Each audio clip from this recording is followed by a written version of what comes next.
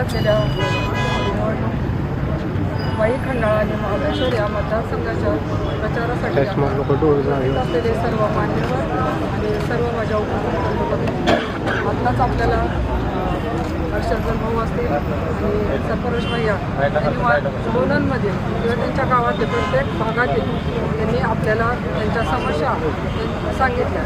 आज सकाळपासून आमचा पाडेगावपासून दौरा चालू आहे. आज आम्ही नायगावमधून परत इथं आलेलो आहोत.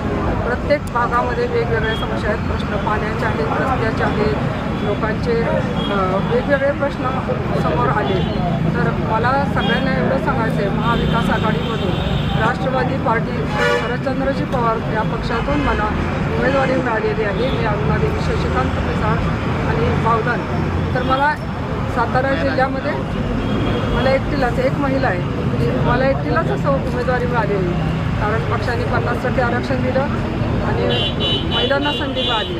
आज माझ्यावर विश्वास ठेवून सर्वांना माझी नम्र विनंती, येणाऱ्या 20 तारखेला मतदान आहे. तुतारी वाजवणारा माणूस हे चिन्ह आहे आणि त्यासमोरील बटन दाबून मला विजयी करा. मला एक संधी द्या तुम्ही. त्या संधीचं मी सोनं निश्चित करेन आणि आपल्या सर्व समस्या सोडवण्यासाठी महाविकास आघाडी 4 पक्षाबरोबर आम्ही काम करतोय. सर्वांच्या समस्या सोडवण्यासाठी आम्ही कटिबद्ध राहू. जास्तीत जास्त वेळ देऊन जास्तीत जास्त निधी आणून काम करण्यासाठी मी निश्चित प्रयत्न करेन.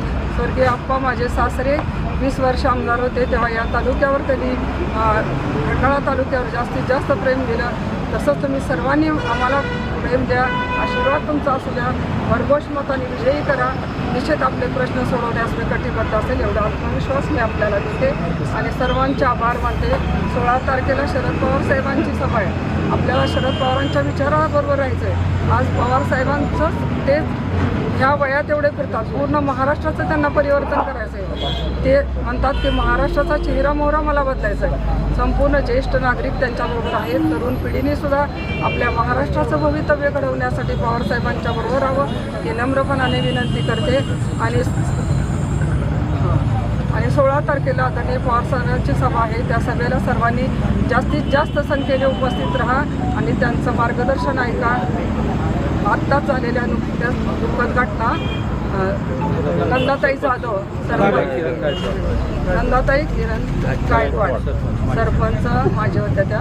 तर त्यांना मी आपल्या सर्वांच्या वतीने आणि आमच्या वाई तालुक्याच्या वतीने मिसळ कुटुंबाच्या वतीने भावपूर्ण श्रद्धांजली वाहते. धन्यवाद.